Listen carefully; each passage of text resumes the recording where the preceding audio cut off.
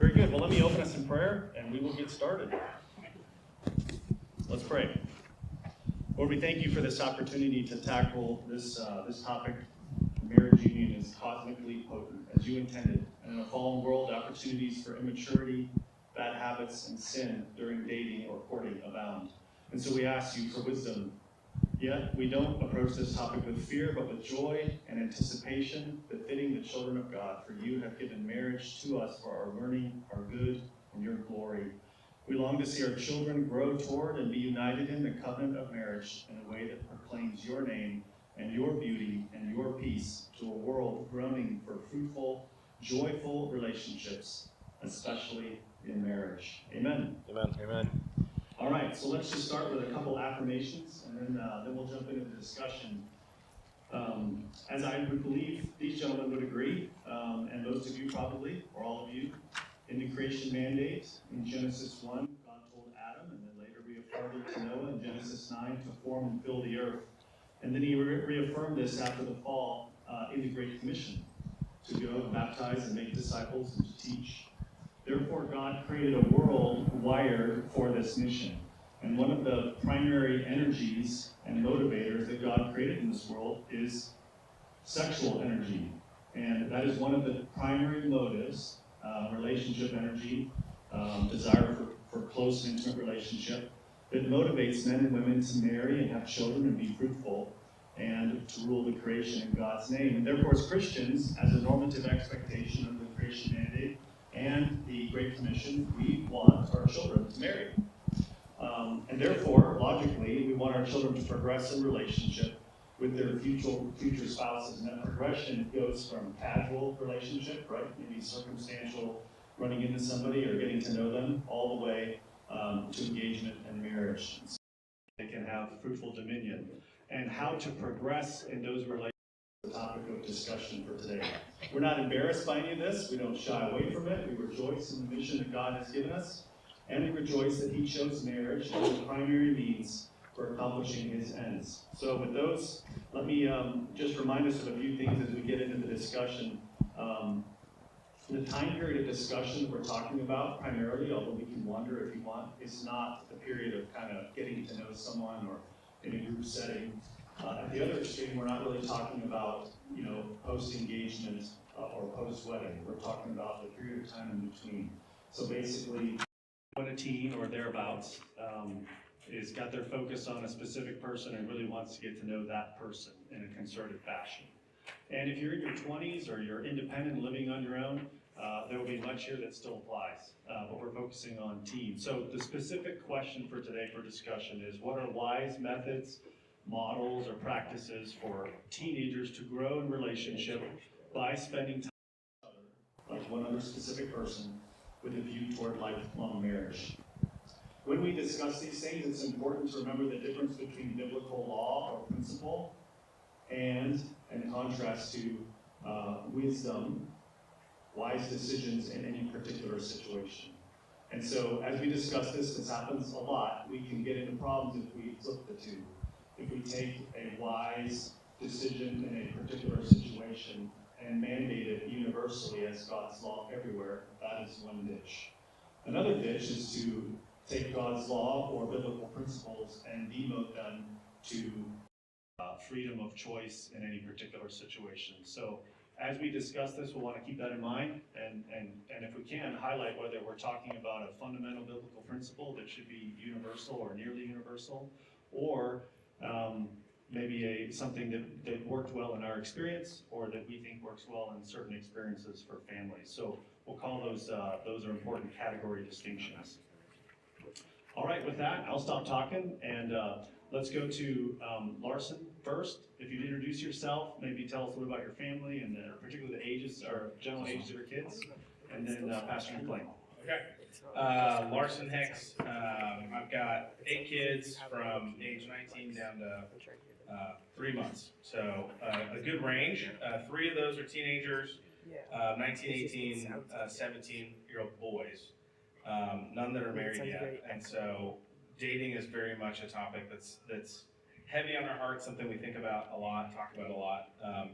So do you want more than that, or do you want me to dive in? Yeah, go ahead. Opening comments, Okay. anything you want to say? Opening thoughts. I thought of, as I was trying to kind of prepare for this, four, and there's probably 1,000, but there's four principles for me that kind of stick out. One, and these are not in order of importance necessarily, but one is in Ecclesiastes. It's repeated over and over, this phrase, "Do not arouse or awaken love before it's time." And I think I learned that probably from the I Kiss Dating Goodbye book, or one of the, during that time, if you guys remember, in the early 2000s. So that was I think that's a biblical principle, a biblical idea that, and it's really a wisdom about this topic, that you want to not arouse love before you're in a position to do something with it, do something about it. And so, and I think that's echoed in Paul's teaching to young men, that you ought to treat your young women, young men treat the young women as sisters with all purity.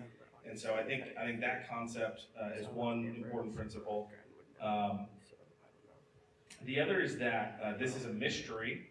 So Proverbs 30 talks about the way of a man with a maiden, and all the examples, all the illustrations we get in Proverbs in that discussion is how mysterious it is. That it's like a snake on a rock, I believe, and an eagle in the sky, and I believe a fish in the sea, and it's all things that don't run on a path, like on a track that you can project where it's going to go. And so there's just the admission that this is a fairly fluid and dynamic thing. It's not something that we can just kind of plot out and run everybody down the same path. So that's another principle. A third would be that, it's kind of 2 points. So the overarching point is all of your kids are different. And this is something more and more and more as I'm growing and learning as a father about being a good father, is learning that kids are different. And especially your firstborn is very different. It's going to be different from all the rest. Firstborns is just God's design. It's just how it works. Firstborns have a particular orientation towards, wanting to keep the rules, enforce the rules, live out the kind of vision of the family. It's different for the rest of the kids. I'm waiting to see an example of that not being like the norm, but it's almost always the case. And so it's easy as parents to sort of see, oh, look, the firstborn is following our lead and doing exactly what we were hoping they would do, and start patting yourself on the back and thinking, okay, it's going to be great. We've got this nailed. Because you're going to have the second and the third and the fourth, and they're all going to be different, and they're all going to have different challenges. So just that's an overarching principle, that your kids are different, and parenting, we have to love our kids individually. We not love our method or our standard or a checklist for how we're supposed to raise children.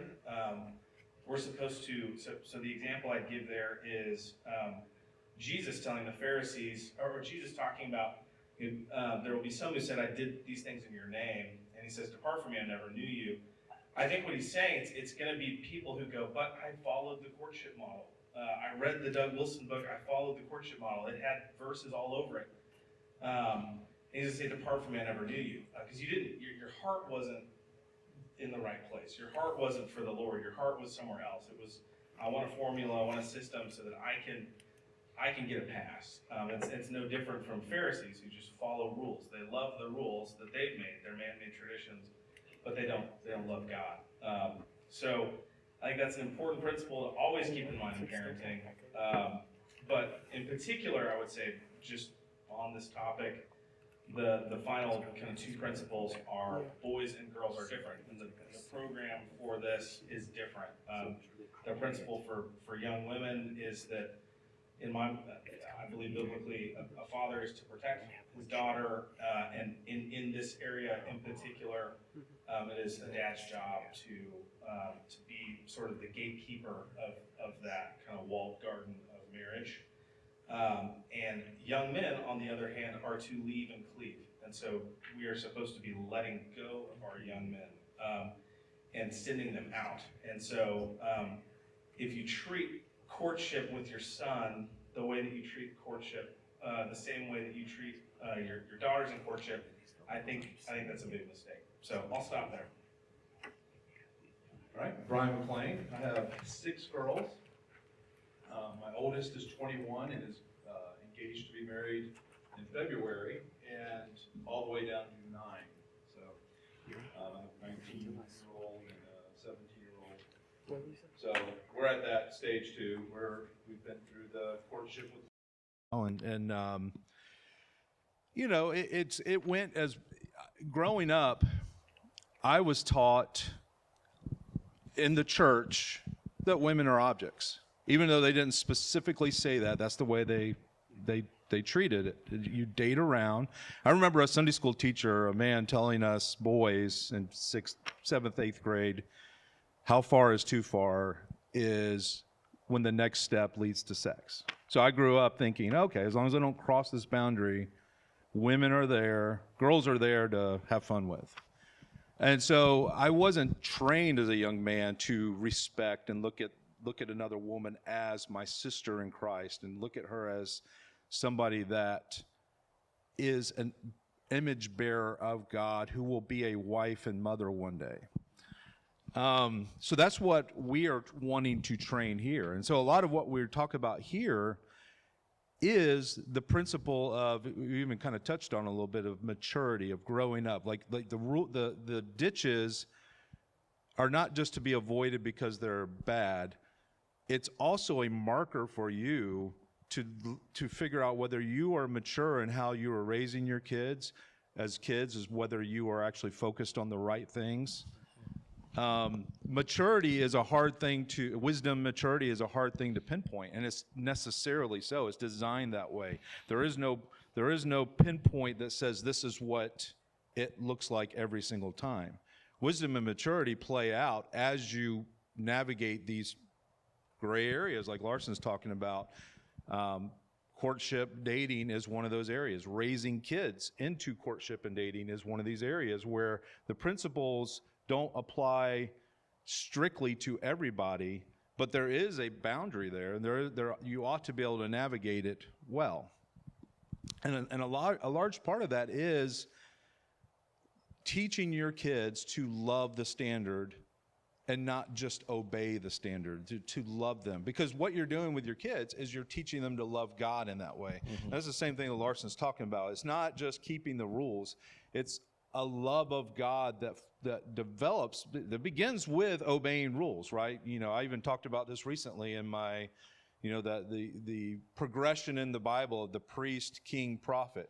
Well, in a priestly stage, that's what we're trying to do, is give them rules and set a foundation so that as they grow up into kingship, they know how to rule well. Mm-hmm. Solomon, the very first thing he does after he receives wisdom is you have this story of the prostitutes, the women that bring this child, and they're arguing over this child.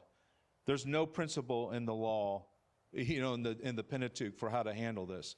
Solomon uses the law, he uses wisdom to say, okay, well, let's cut the baby in half. I mean, clearly he would not have done that, but what the principle is he's determining who the true mother is in this situation. And of course, the real mother says, no, save the baby's life, she can have it. Please don't kill the baby. Solomon determines that's who the mother is and rules appropriately.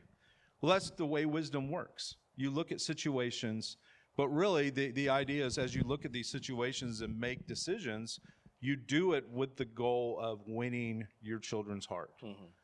And children making decisions not because they're just right or wrong.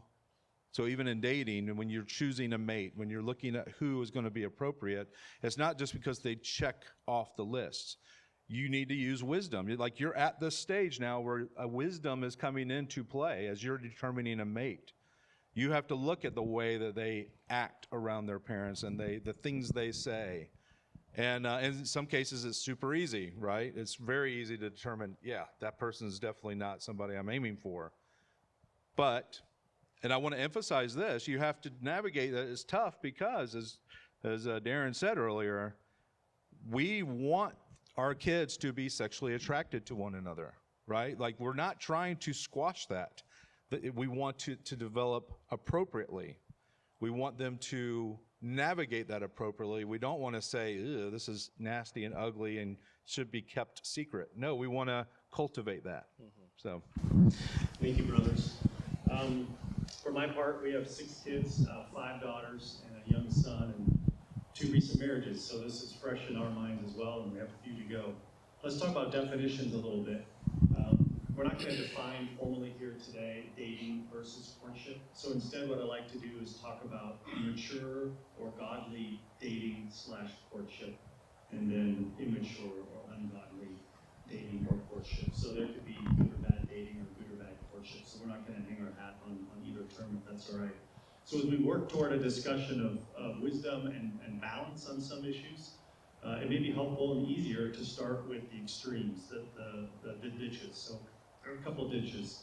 So if you could just speak to what you see, what you've observed in the world, or what you think the ditch of worldly casual dating, the typical worldly dating scene. What are some features or characteristics of it, particularly the bad characteristics? So we know what we don't want in that ditch. Either of you? Yeah, I think on the bad ditch, you've got hookup culture, which is a thing today. With all the various online apps and just kind of that approach to the opposite sex. So I think that's evil, unwise, foolish, all sorts of bad. I think pursuing romantic relationships too young is also in that ditch of it's in my view, it's not appropriate, it's unwise. If you're 14, 13, 15, you're really not in a place where you can do anything about a relationship, and so that would be another ditch on the kind of worldly approach to marriage or dating. When I grew up, you had a girlfriend every week, starting in elementary school. It was just like, that's what everybody did. You always had a boyfriend or girlfriend. And so I think it was really unwise and foolish and led to a lot of problems for a lot of people. And so I just think that whole thing is unwise. On the courtship side, I love that we're not using the word courtship exclusively, because I think it's a great opportunity for us to get really immature and unwise, to start just clinging on to terms as if they're they have some. Yeah. Okay. Good. Go ahead. Yeah. Yeah. Any other thoughts on that? It sounds like kind of what you're saying is there's this short-sightedness versus long-term vision, right? Yeah. So casual dating often is, I have a desire, whether I'm a guy or a gal, and I reach for it with no thought for tomorrow or next year or 50 years from now. Yep. So that would definitely be a feature of the ditch, is just pure desire, satisfaction of desires.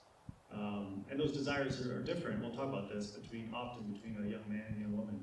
They overlap, but they are characteristically different. Thank you, Larson. Yeah. The ditch of worldly or immature dating. yeah, I basically agree with everything Larson and Daron just said. I'll just flesh out a little bit more. So in terms of the goal of dating, like what Daron just said, I would also add on the positive side of that is in dating, like the goal of what we want our kids to be doing is not thinking, is this person going to satisfy me? And even the question, it's a good question. Could I marry this person? I mean, that's a question I want to ask. But someone asks, should I date this person? Like, hey, are you ready to be married? That's the point. But even that can be problematic because, again, you're thinking in terms of, will this person satisfy me? The goal of dating toward marriage is marriage for the sake of the kingdom. You're on a mission. When you get married, you're doing this not just for yourself, but for others. Not just for the sake of kids, but actually for those around you. Your marriage, in Scripture, tells you that, husbands, love your wives as Christ loves the church. Women, submit to your husbands as the church submits to Christ. And that is a picture to the world of who Jesus and his church is.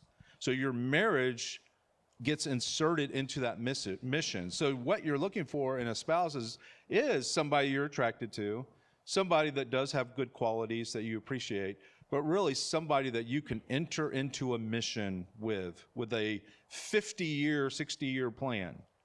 So I would add that to there. And then also, I would also add a negative in terms of the intimacy of what happens. You know, we talk a lot about sexual intimacy.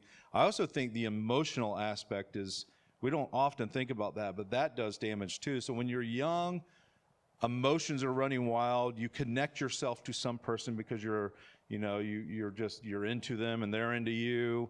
Well, you're giving yourself away in that way. You know, we focus a lot on sex. Emotion, you need to protect yourself as well. And that's why dating young is not good, because you can't handle that. And you're giving parts of yourself away to somebody else with those emotional, the emotional intimacy. Very good. Yeah, emotion clearly is, God made us emotional beings. It's not bad if we're emotional. I've given a lot of thought to emotion in recent years, and I'm increasingly hung my hat on a mantra to imitate God. And when we think about emotion in marriage or relationship, what God does with his people is he first makes a decision. He chooses the people. He chose the people. He is choosing people.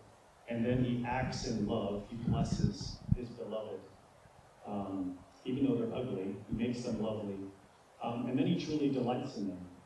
And so you have decision first, then action, and then delight. That's what God does with us. And if we mimic that in marriage, then emotion, the delight, is present and powerful, but it follows decision and action. And obviously this overlaps a bit, it gets squishy, there's cycles. But for me, the mantra that I'm increasingly hanging my hat on is to make it 3 easy Ds. Decide, do, delight.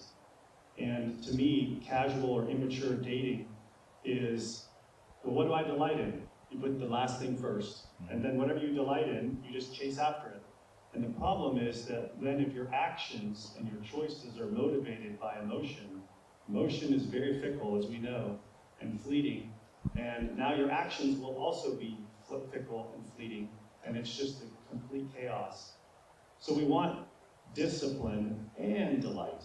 Discipline choosing and discipline action. I think we would all admit that in marriage, many days are more deciding to act in love than observing, do I delight?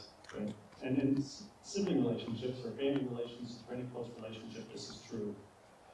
Very good. There also seems to be in casual dating experimentation, right? Not really standing on the shoulders of those who've gone before us. No guidance from family or others with wisdom. It's just, I'm just going to jump in, right? Jump in the deep end. All right, let's switch to what I'll call legalistic courting, if we could use that term. So kind of making maybe a straw man, maybe not, a ditch on the other side of lots of rules, lots of no's. What would be some other features of that ditch? Anything comes to mind?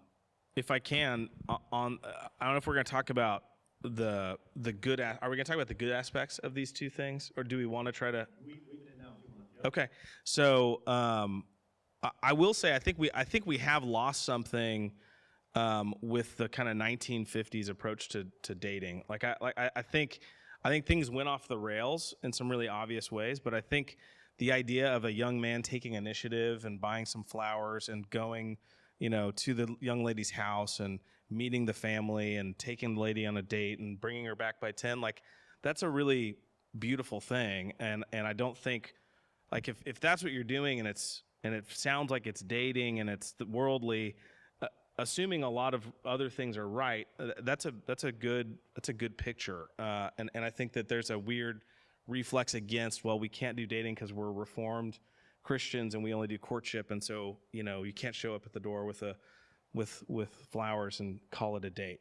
So that's kind of maybe leading into this about courtship. I think the ditches really, to me, are treating courtship like it's a magic word that makes whatever you're doing wise or biblical. I just think that's naive. I think I've heard Doug Wilson say, dating involves 2 fools, courtship involves 6.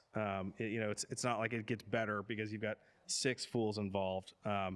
And so it's not just automatically better because more people are involved. I'd also strongly caution against or just give a strong knock it off to those of us who are tempted to do this matchmaking thing for kids, really at any age, but especially when they're young.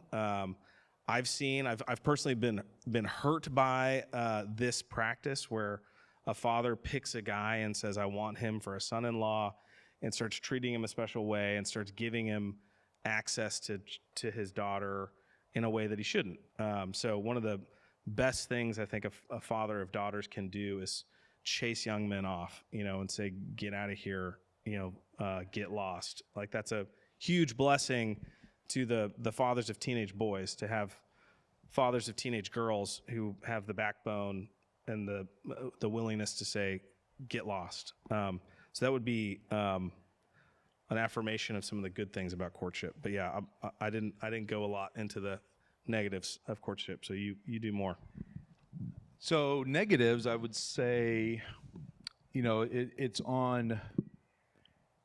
Really, the negatives tend to lean more towards the parents in this case. So I would say, for instance, one thing that could be a negative is a misunderstanding of dominion and authority. Dads can easily, oh, here's my moment. This is something where I get to lay the law down. This is, and it's masked by this true, sincere love of your daughter. And what happens is you can just rule inappropriately. You can rule her life. What happens is there's this what I put here is this kind of perfectionism. You're seeking perfection from sinners, and no guy is good enough for your daughter. No girl is good enough for your son. And meanwhile, you and your wife figured it out somehow. So. Right.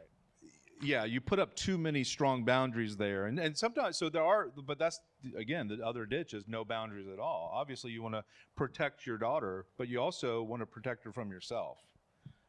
She needs that. And I would add this here. I mean, I was going to say this later, but this is something when we talk a lot about community, and we're going to be talking about preaching on that here as well. So we're talking, our 4 distinctives through January as we preach. One of them is community. We take vows. This morning, we're going to take baptismal vows. Like, this is part of the deal. Like, dads, if you're wanting to cultivate strong, you want to see strong young men for your daughters, be involved with them now. Don't just back away and feel like, well, it's only my family is important. Like, this is why we promote hospitality and community. We need other men to be involved in other young men, and dads to be involved together, and mothers to be involved together. We would love to see lots of mature young men grow up. And yes, it's primarily the responsibility of the parents, but it's also your responsibility. You took vows. We're supposed to support and help one another. And so, yeah, if you look around and there's no good young men for your daughter, well, there's probably either your bar is way too high, or you've not invested at all in the families around you. Finally, I would also say, in terms of that taking dominion, that I talked about the girl side there, but with the boys too, you're also, what I see in courtship is, sometimes young men are being trained to be like their dads in this area. And so I have seen dating courtship situations where these young men who have no authority over this young woman are demanding things of her because you already belong to me. And they get that from their dad. So that's a huge ditch where anytime I see that, I put a stop to it. So yeah, those are 2 things. I already said this earlier, but I'll just reiterate it. I think courtship is mostly, in my mind, you guys correct me if you think I'm wrong, but I think courtship is mostly about, or the biblical ideas around courtship are mostly about a father protecting a daughter. And so I think that's where that conversation is focused. And I think a father and a son and their relationship during dating is it's a slightly different category, and it's complicated by the fact that well, what's the girl's family?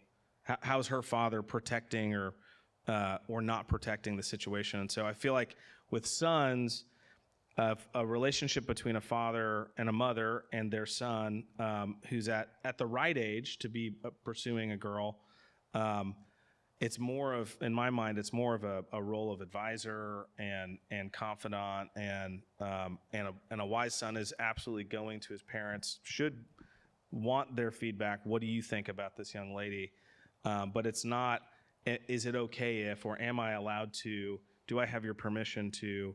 I feel like that's for boys who are living at home, not sons who have left the home. So anyway. That's very helpful. One of the things I see from my experience, we all have different experience, right? In the military, my family and I have been in a lot of different churches and observed a lot of different kind of pockets of American culture within our circles of conservative Presbyterian denominations.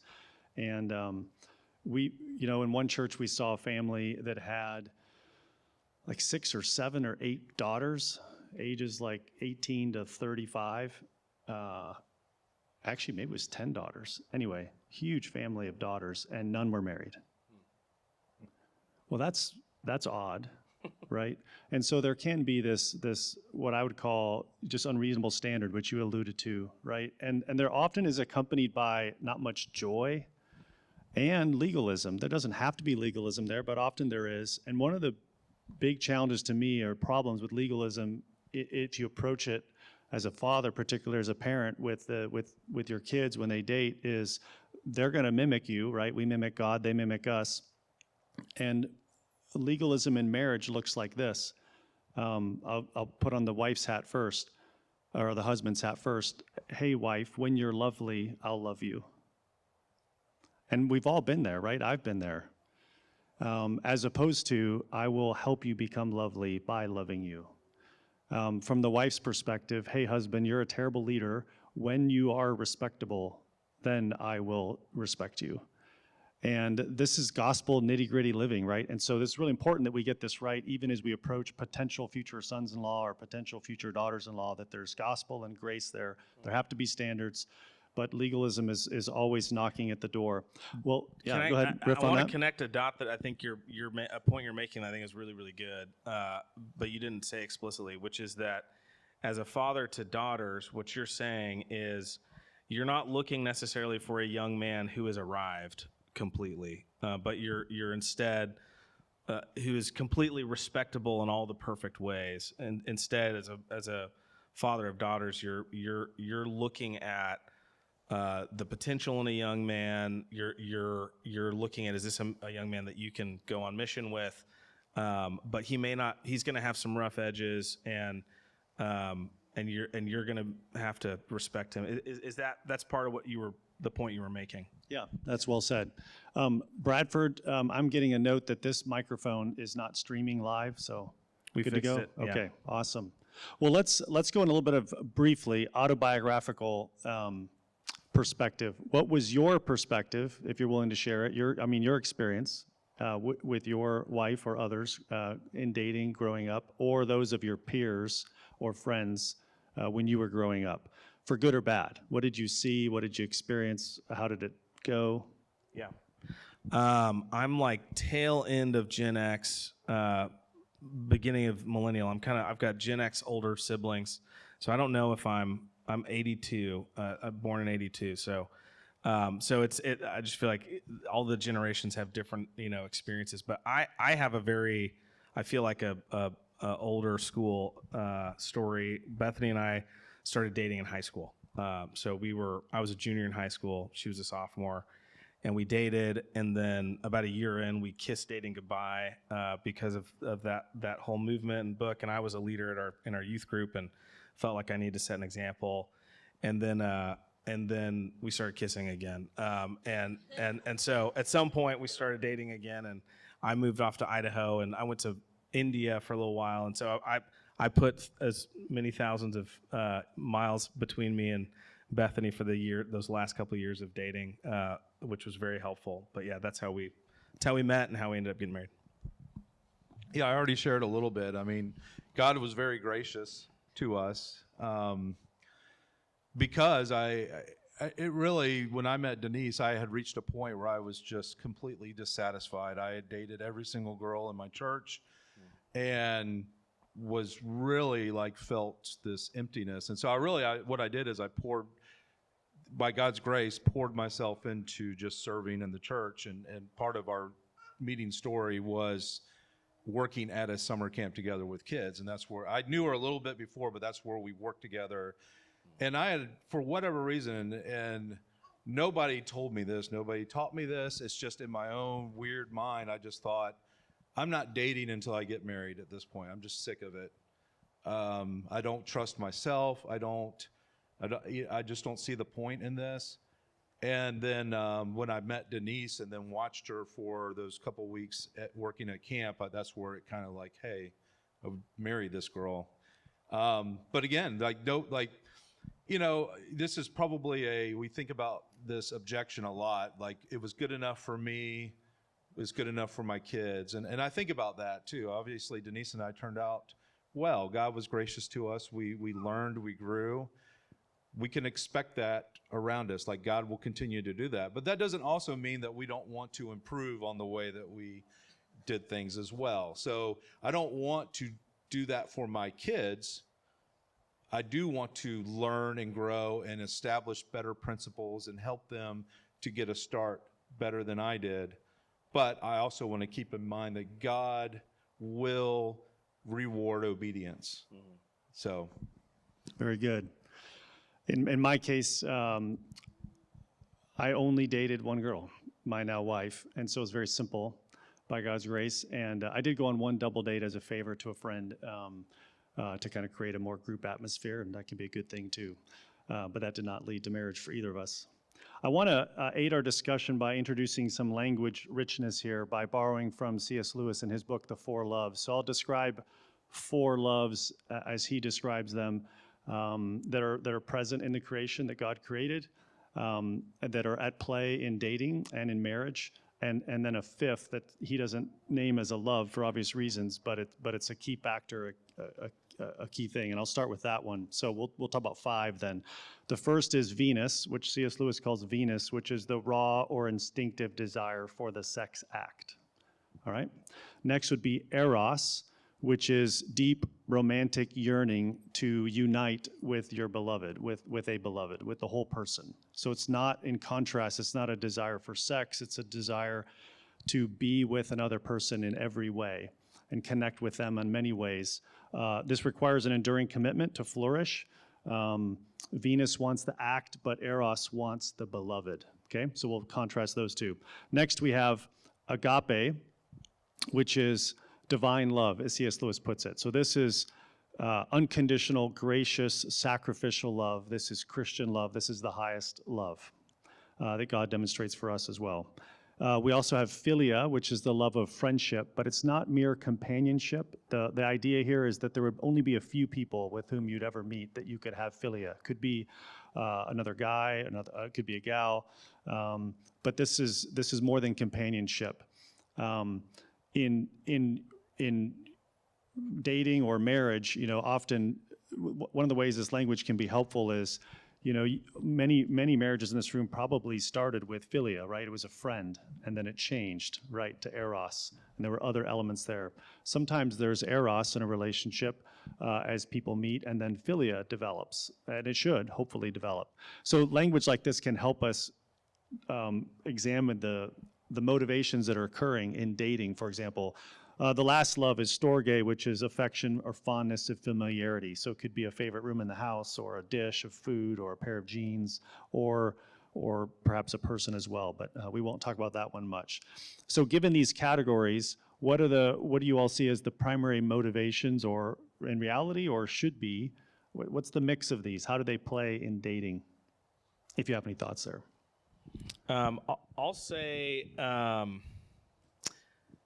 I'll just mention a metaphor that I've used with our kids a lot that I think is relevant to this, which is just this carpet metaphor. You guys have probably heard it, and we talk about it. I think it applies to all of these probably, but the idea we typically talk about emotional and physical, and how you can't unroll one side of the carpet and not have the other side of the carpet want to unroll as well. And so I think it's a fiction. I think women typically believe this fiction, that I can just have deep philia. I can have just deep friendship with a boy, and we're just friends, and it's always going to stay there. And it's weird that boys think that you can't be friends. It's just naivety and foolishness of young women to think that's a thing. It's not a thing. If it is a thing, there's something wrong with that guy, probably, right? I mean, it's natural and appropriate that as one of these loves starts to unravel and develop, that the others are going to want to also start to develop. And so wisdom, I think, is recognizing that all of these things are in play, and you're playing with fire here, and you need to be ready and willing for this thing to catch fire if you're gonna dabble in any of these. Very good. Anything to add? Yeah, I would just simply say that, I think a lot of this plays into one of the what I talked about with the improvements that we're trying to build on. I didn't have those same boundaries. I mean, my parents made sure I was in church every Sunday, and that was a excellent thing. I mean, that's something I brought with me into my adult life. But like I said, I wasn't learning the best things in church. But there is a sense where what we're trying to do, for the most part, all of us here, I would say, is, this is why we emphasize community. We emphasize the education of our kids. And even as we get to the college question, these things all play in together, because part of that is, where are we putting our kids into situations to find a mate? And so, yeah, a lot of my friends found their mate through public schools or through their jobs or out in the world or clubbing, singles bars, whatever, online, whatever it may be. We're trying to cultivate communities for that ultimate. But, of course, that expands out as you send kids off to school, as they get jobs. So really what is key is the development at the beginning. And so that's, I would even say with C.S. Lewis, I think it's been a while since I read the book, but I do think he talks about how these things lead into one another. So familiarity does develop into friendship. And friendship does develop into the affections, and it does develop into eros. But I think one of the things he talks about that really struck with me and has stuck with me for many years is just the way that if you have the relationship that you're developing with your children is how they will see God as well. And that love, and I forget how C.S. Lewis puts it, but it's like a difference between the need love, gift love. I forget how he puts it, but essentially, when you have that love right, when the parents love their kids, not as sheriffs in town or neglect them and think that love means just let them do what they want, but when you just ooze out love for your children and joy and discipline, but joyful, when they see the parents who repent of their sin, when they restore relationships regularly, that's what your kids will look for. Like, you're preparing them to go out into the world so that when they encounter the hot young thing next to them, that doesn't immediately whisk them away. Like, they have a foundation in place. And I think that's what C.S. Lewis talks about, is the love of God. Need love gets satisfied at the moment. It's like you have need love, it gets satisfied, it goes to the background. But need love gets transferred by the proper affections, love of God, love of, relationships in the family. That changes need love. I don't know. Yeah, we could spend weeks on that. So I would encourage you to read the book in this context. It can be very helpful. Thank you, brothers. Let's do this now to get in the nitty-gritty of dating. I'll throw forward 6 potential features of mature dating or courtship, and then maybe we can kind of unpack each of them and talk about them. So I'll just state the 6, and then I'll introduce each of them in turn. And my list here has evolved a little bit since we last spoke. So the first would be an intentional goal.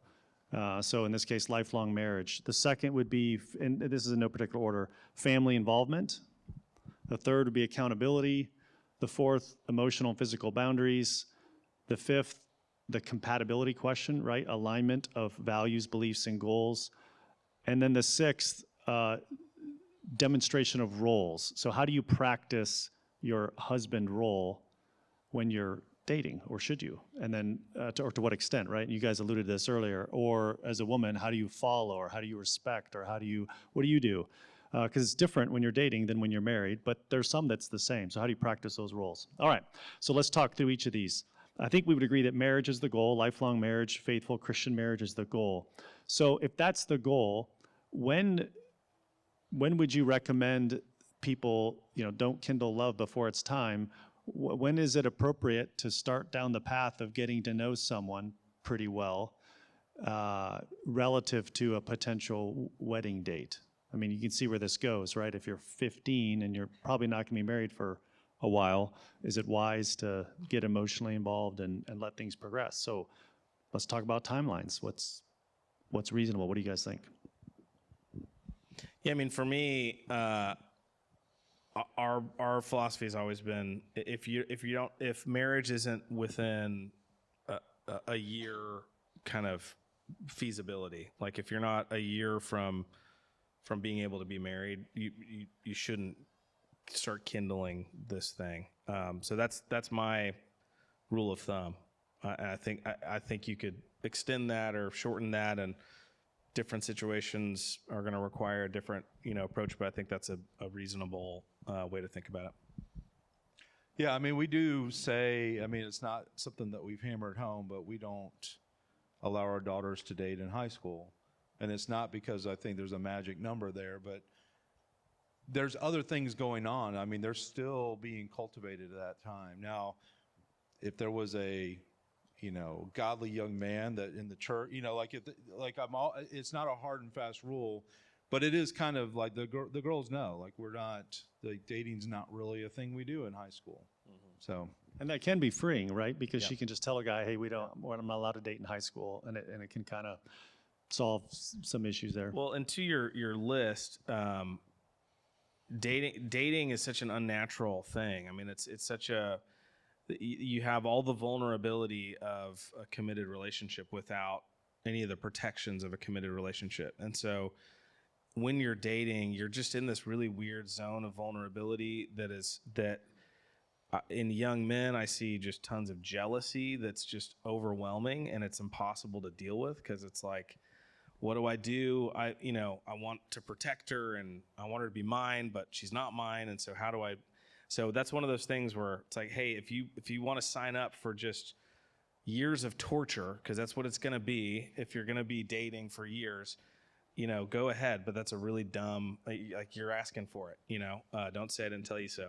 So, but then also this stuff of like, okay, so we're dating. So now am I supposed to act like a husband and exercise authority or submit? All of that stuff becomes really, really complicated. I think the younger you are and the longer you're dating.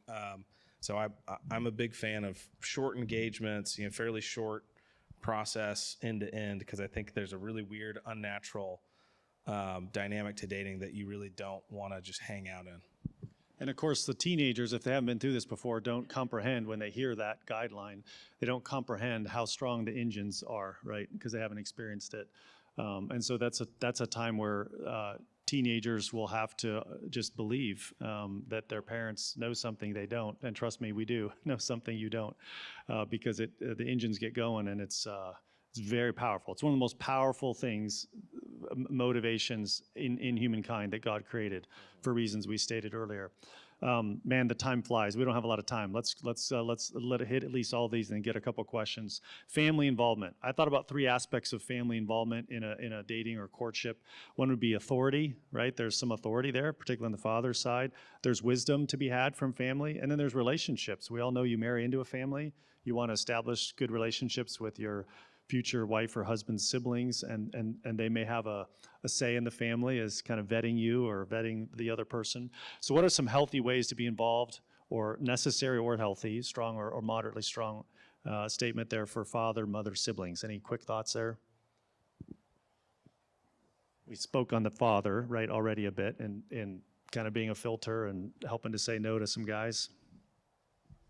I don't really have, I mean, Nothing to add there. yeah, we've already kind of touched on that. I think it'd be helpful to have, certainly, and this would be natural to most families, as you get to know somebody, or your daughter or son gets to know somebody, is include them in family activities, right? That's an obvious one.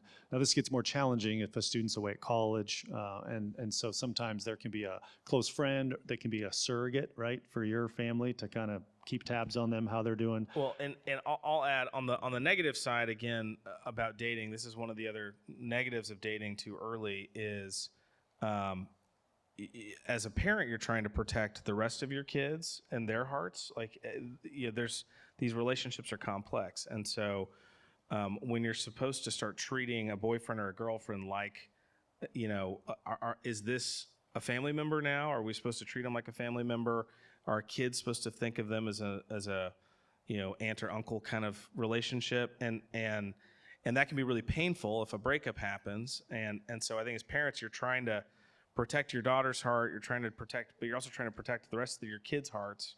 And so it's another reason why these things are complicated and shouldn't be played around with lightly, as you can end up with a lot of broken hearts if you're not careful and wise about it. One thing I've learned is this takes a lot of time. It requires a lot of talking. And if you have a good number of kids, arrange your life to prioritize time for a lot of coffee and a lot of talking with your kids or potential suitors. There's just no way around it. I mean, that's life. There's lots and lots and lots of talking involved. Related to that, I'll just say this to parents too. There is a correlation there, right? Like Doug Wilson puts it this way. I heard him say this 20 years ago, and it stuck with me, is you have to put money in the bank when they're young if you want to cash those checks when they're older. And this is one of the things you see with parents then, is they want to be more controlling over these aspects. But the issue is, what did you do when they were younger? Because you can't demand them to trust you when you sort of just let them, when you haven't spent the time and loved them appropriately before them. So it makes it really difficult. And sometimes you really do just have to, I've told parents this before, like sometimes I know you have this ideal, but if the money is not in the bank, you're just going to have to trust God and let them do what they're doing. I mean, like they're adults now. So this is why it's so important to do the work when they're younger. You do the work ahead of time. It's really hard disciplining a child over and over and over and over again, but it pays off when you have a 14-year-old that you can explicitly trust to do what is right and say they go off with their friends or go to the movies or whatever. But that's where it gets said. If you haven't done the work and they're 17 and you're experiencing rebellion, that's where the tension comes in. And this issue, I mean, the reason why it's important to think and talk about this, I think, is that this very issue, this very phase, is the beginning of the end of a lot of parent-child relationships. This is the point, this point of tension where the whole thing falls apart, where a son is sure that he knows what he wants, and the dad is sure that he knows he doesn't want the son to do what he's doing, and there's no mutual love or respect that's built up there, and the dad puts his foot down and the son puts his foot down, and they don't talk for 10 years or 20 years or 30 years. So this is where kind of the rubber meets the road for all of the years of work you've been doing to develop that, putting money in the bank and loving your kids. This is really where you start to have to write some checks that you're hoping you've got the funds to cover. If you've got a question, why don't you put up your hand now and the mic will come to you. And what about, while the mic's moving there, if there are any questions, what about compatibility? How important is compatibility, common shared beliefs beyond, say, a common Christian faith? We'll assume that. And how do you reveal those things? Would you be nervous what would make you nervous or not nervous in that? Or is that not something that is that big a deal? I think for me, it varies. I mean, and this is part of why we cultivate certain communities, right? I mean, just being Christian doesn't solve the problem. I mean, we purposely decided to homeschool, and it took 1 year to realize, well, that doesn't solve everything. There's plenty of people in our homeschool community that I would not want my daughters to date.